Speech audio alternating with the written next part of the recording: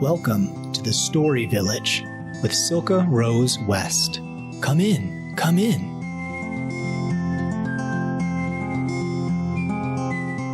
Welcome to the Story Village. Ooh, it's a blustery cold morning. Thank you for coming out, dear children. I'm so glad you all have your hats. I'm so glad you have your mittens and gloves and even warm boots. You are well prepared for a nice cold walk up the mountain. Let's go. I wonder what we will find today. I see footprints. They're rather big. It looks like they might belong to one of your moms or dads, or perhaps your grandfather has walked up here, or your grandmother. I wonder. Whoops. Now the footsteps are gone. I can't see 'em anymore. That is rather strange. Let's go and see what Randolph is up to. There's our old oak tree. Let's hide behind it and be nice and still. It was an exciting day in the forest because Randolph had found a hat. Not the kind of hat that your grandmother might knit. Not the kind you buy at the children's store. It was more like a cowboy hat. A black cowboy hat with a nice rim. And Randolph had found it. He was so excited about this great find that he went over to Naughtyfoot and said, "Naughtyfoot, come on out. You won't believe what I found." Naughtyfoot said, "What did you find, Randolph?" "A hat. A very special kind of a hat. You can go underneath it. It can be a cave when it's windy. You can turn it around and sit inside. Yay, that's a great idea. Randolph, we have so much snow. Let's go sledding in the hat." Randolph knew that Naughtyfoot would have a good idea, and he said, "All right, let's see if we both fit." "Oh, yeah, of course we fit. Come on. We can even invite little Rabbit." "Hey, Rabbit, come on over. We found ourselves a nice black sled." Rabbit came over and said, "This sled does not look fun to me. If I sit inside and starts racing down the hill, then I might be stuck in it and bonk into a tree. I am not sure that's a good idea, Naughtyfoot." "Oh, well." Randolph said, "Well, we might have to find someone else if you don't want to go alone. Maybe." I don't mind just going with you," said Naughtyfoot. "All right," said Randolph, and he hopped in. Both of them had put the black cowboy hat upside down, and they jumped inside and held on to the rim. "All right, ready, set, go." Zook! Oops. They'd been sledding down the hill, and it went really great until they bonked into a tree and fell out of the hat. "Ow," said Randolph. "Oh," said Naughtyfoot, "that didn't feel good. Bonk. But let's do it again next time. How about you next time will sit in front and I'll sit behind." Did you hear that? Hear what? Did you hear that? Hear what? There was a sound. "I didn't hear anything," said Naughtyfoot. But Randolph had very good ears, and he had heard the little ding of a bell. He looked around, and sure enough he saw a beautiful snow fairy with a little golden bell standing nearby, laughing. "Well, who are you?" "My name is Holly. I'm a snow fairy. I thought it would be fun to make your sled go run into a tree." "Well," said Randolph, "that doesn't seem to be the kind of thing I would expect from a snow fairy." "Well, my name is Holly, and I'm just a funny snow fairy. I love to do mischievous things." "Oh, me too," said Naughtyfoot. "Want to go for a sleigh ride with us?" She said, "Well, it's more of a hat ride, isn't it? Because it's not really a sled." "Well, it doesn't matter. Come with us if you like it." So the Snow Fairy Holly, she on gentle feet followed Naughtyfoot and Randolph up the hill. Once they were up there, Holly said, "Well, how about I get to lead the sled?" Naughtyfoot looked at Randolph and said, "I don't think we should let her lead the sled. After all, she's a girl fairy. She probably doesn't know how to go right or left." But little Holly had very good ears, and she said, "Oh, perhaps you are too afraid to sit behind me. I've been sledding ever since. After all, I'm a snow fairy. Perhaps you're afraid." "Me? I'm not afraid," said Naughtyfoot. Randolph laughed. "Yeah, Naughtyfoot, you just never sat in a sled with a snow fairy before. Well, you better watch out." And then Randolph remembered that he still had his tea on his stove and said, "Oh, I'm sorry, but I have to go and make sure that my little teapot is not going to burn my tea. I think I had forgotten to take it off."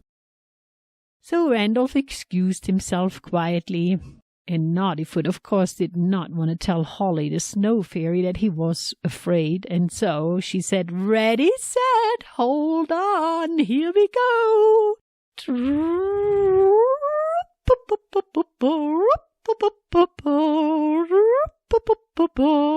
"Oh, my goodness," said Naughtyfoot. "Help!" "Oh, don't be silly," said Holly. "It's fun going around the trees." And they went to the right of the trees and the left of the trees and to the right of the trees and even up the trunks and down on the other side.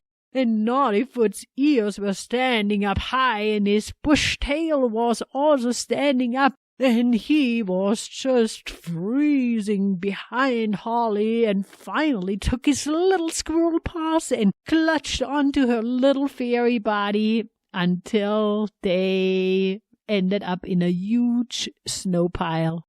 They went right into the snow pile. And it was white all around them. The Snow Fairy Holly laughed. She said, "That was a fantastic ride."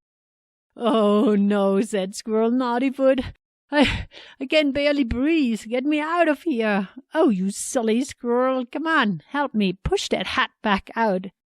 They had made a tunnel into the little snowy hill where they had ended up. And once they came out with the hat and looked back, they said, "Look, we made a tunnel." "Oh, it's a beautiful home," said Holly. "I love it. I like adventurous homes. I shall live in here." Squirrel Naughtyfoot rolled his little squirrel eyes and said, "Well, thank you for the ride. I'm going now." "Oh, don't forget to take your hat," said Holly, "and make sure you come and visit me tomorrow, because I'm going to turn this into a snow castle." Naughtyfoot took the hat and pulled it behind him up the hill.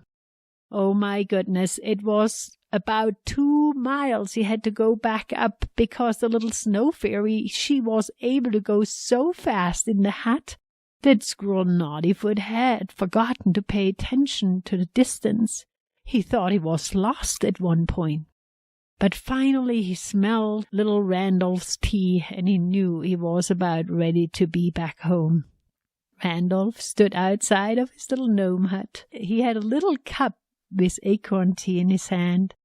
His other hand he had one for Naughtyfoot, and when he saw Naughtyfoot coming really exhausted up the hill, he said, "Well, Naughtyfoot, she taught you a lesson, did she not?" "Oh, my," said Naughtyfoot.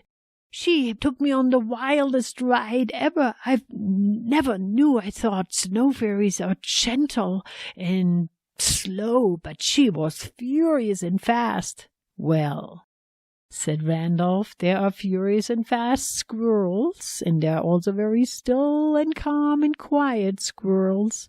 Perhaps she taught you something new." "Where is she?" oh, she stayed down there because she ended up in a snowy hill and we created a cave by literally crashing into it, and she decided to turn it into a snow castle. Oh, if she says a snow castle, we should go there tomorrow and see it. I bet you it's the most beautiful snow castle you've ever seen. Naughtyfoot turned around and said, "Can I have my cup of tea now?" And he took his tea and went back home and took a good long nap. He was thinking about the dainty snow fairy Holly. She was just something, such a little daredevil.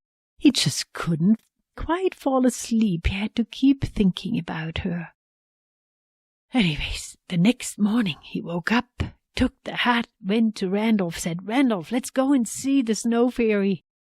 But Randolph said, "Oh, Naughtyfoot, I can't go today. I actually have to go and help old Mother Skunk. She had some babies last night, and she said she could use a little help around the house. So you go." "All right, I don't want to go see Mother Skunk, because sometimes it gets a little bit smelly around her den." "I know," said Randolph. "You just go see Holly the Snow Fairy and have fun." Naughtyfoot sat inside the hat and gave himself a good push and started to slowly go down the mountain. And the mountain was really like a gigantic hill for him. And then he tried to go right and left, but whoops! Oh no! He bonked into a tree. And he looked around and he was hoping that Holly hadn't seen him, because that would be a little bit embarrassing. Quickly, he turned the hat again and jumped in, and down he went, this time a little bit slower. And all of a sudden he saw in the distance something magnificent. It looked like the castle of the fairy queen herself, made out of snow. Holly was outside. She had put a little path with red berries, and she said, "Welcome to our snow castle. Welcome, Squirrel Naughtyfoot. Come on right in." And he was sitting in his hat still, and whoosh, went right inside of the snow castle. What had she done? She had turned it into this gigantic cave. Crystal icicles were hanging from the top. It looked like little fireflies were sitting inside of the crystal icicles, and they illuminated it, and it looked like chandeliers. Oh my goodness, how did you do that? Asked Naughtyfoot. You can find this story and many more like it from Silka Rose West at howtotellstories2children.com/stories. We are the authors of How to Tell Stories to Children, an acclaimed new book empowering parents and teachers to become storytellers with your own kids. You'll also find our podcast on the science and methodology of storytelling, plus info on our book, our storytelling blog, and much more. Visit us at howtotellstories2children.com. Happy storytelling.